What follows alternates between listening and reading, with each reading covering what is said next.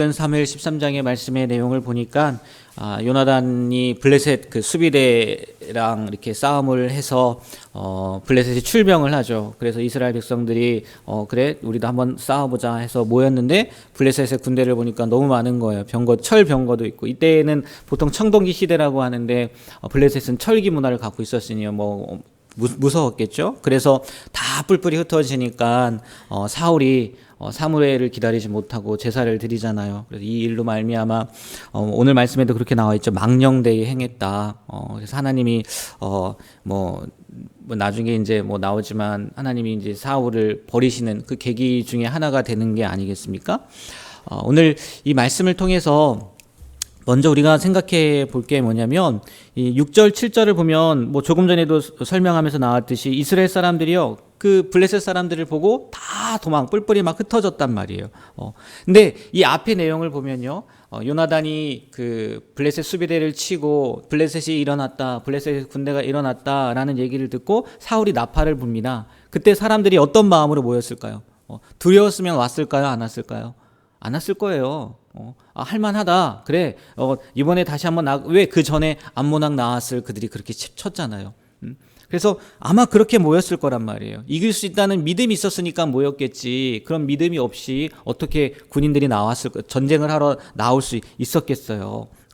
그런데 그 이스라엘 백성들이 블레셋의 군대를 보니까 어떻게 해요? 다 뿔뿔이 흩어져요.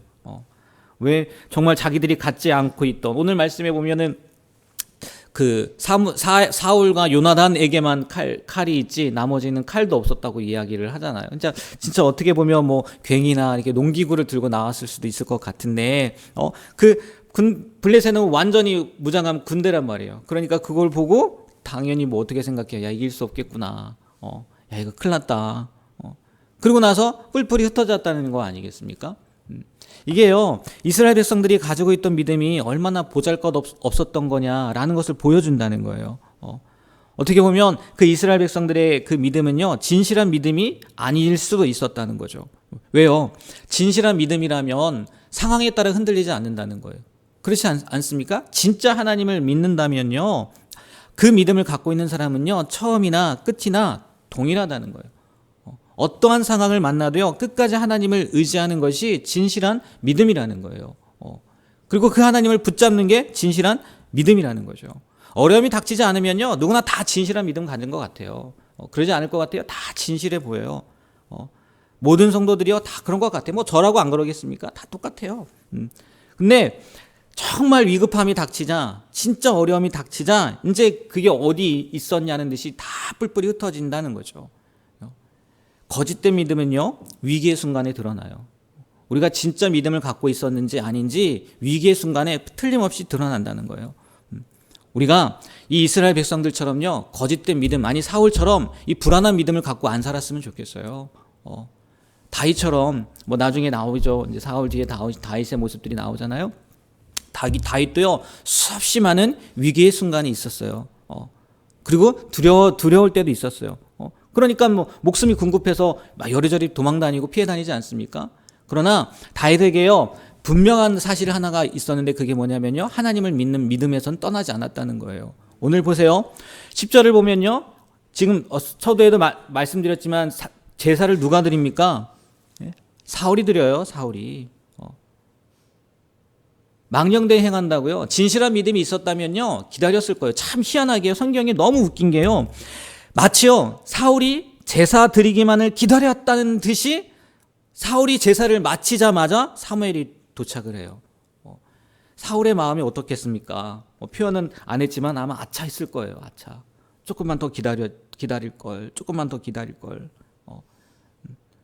그런데요, 그러지 못함으로 말미암아 사울은요, 정말 이스라엘의 초대 왕이란 말이에요. 이 영광이 어디 있습니까?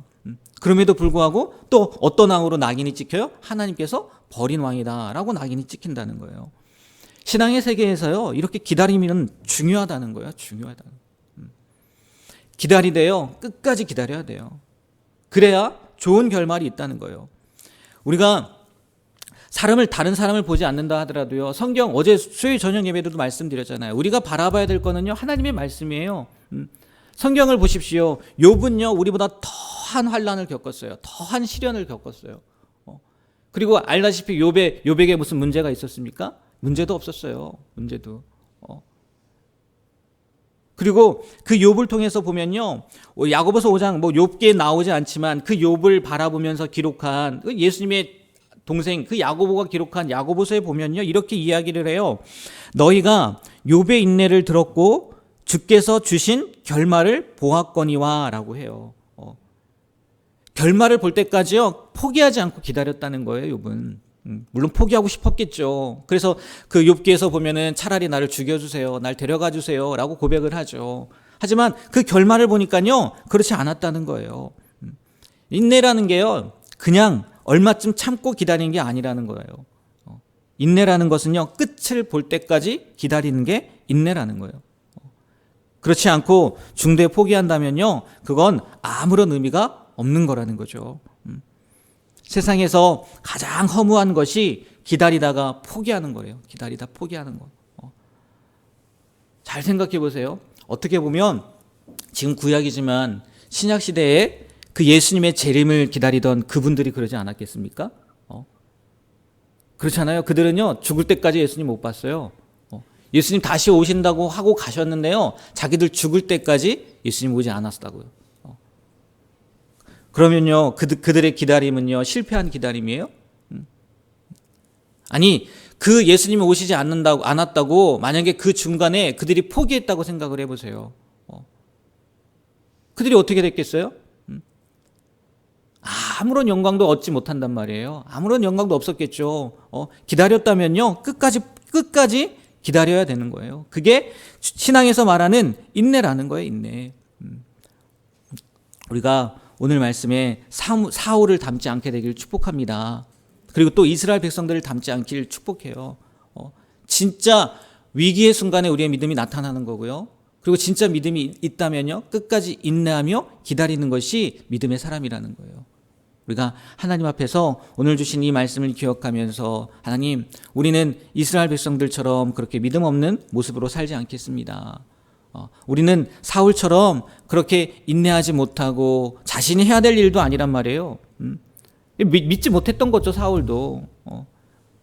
그래 끝까지 인내하며 하나님의 때를 기다릴 수 있는 하나님의 약속을 기다릴 수 있는 그런 신앙의 길을 걸어갈 수 있도록 하나님 도와주시옵소서라고 기도하고 나아가고 또 그렇게 기다림으로 말미암아 인내함으로 말미암아 하나님의 일하심을 보게 되는 우리 모두가 되길 주님의 이름으로 부탁드립니다. 기도하겠습니다. 하나님 오늘 말씀을 통해 또 우리의 모습을 돌아보게 됩니다. 정말 믿음은 참 믿음은 위기의 순간에 드러난다고 했는데 나의 믿음이 어떤 믿음인지 지금 다시 한번 돌아보게 하여 주시고 그리고 끝까지 인내하며 기다릴 수 있는 그런 귀한 삶이 될 수 있도록 도와주시옵소서. 하나님께서 약속하셨다면 아니 하나님께서 함께 하신다면 분명히 하나님께서 하실 것이고 또 하나님께서 이루실 것이고 또 하나님께서 지켜주실 것이라는 그 확고한 믿음을 가지고 인내하며 살아가는 우리가 되게 하여 주시옵소서. 예수님의 이름으로 기도합니다. 아멘.